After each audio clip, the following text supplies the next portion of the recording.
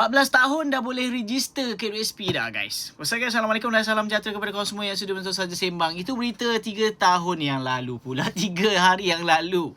Melalui Metro. Jom kita tengok paparan ni. Okey, usia 14 tahun dah boleh jadi ahli KWSP.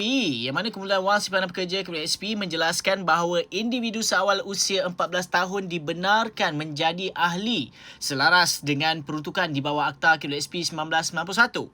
Usaha itu dilihat sebagai langkah awal golongan muda memulakan simpanan lebih awal secara sukarela.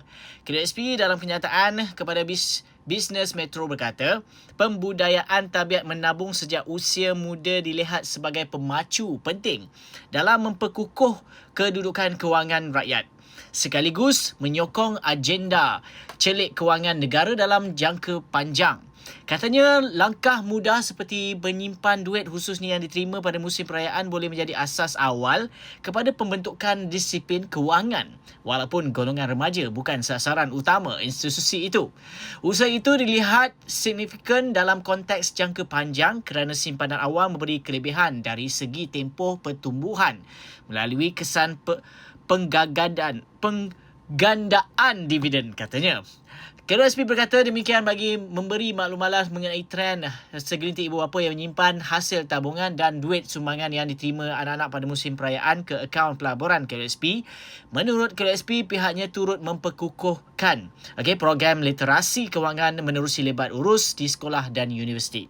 Sepanjang 2025, lebih 20,000 pelajar universiti sudah diberi pendedahan mengenai kepentingan perancangan kewangan dan persaraan.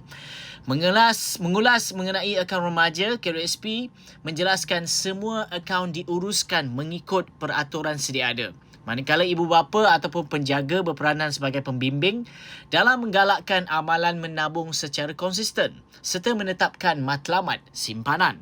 Dari sudut pulangan, KWSP berkata strategi pelaburannya berteraskan jangka panjang dengan kadar dividen. Yang kompetitif bergantung kepada prestasi pelaburan serta ekonomi global. Bagi golongan muda, kelebihan utama ialah masa caruman yang dibuat lebih awal berpotensi berkembang dengan lebih baik melalui kesan penggandaan dividen.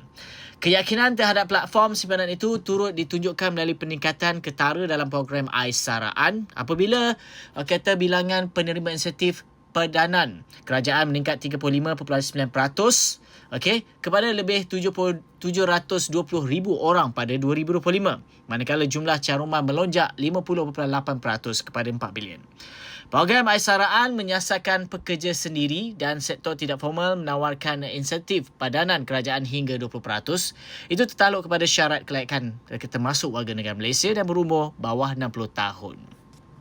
So, apa kata korang? Dah boleh dah menyimpan anak-anak yang berumur 14 tahun ni, kan?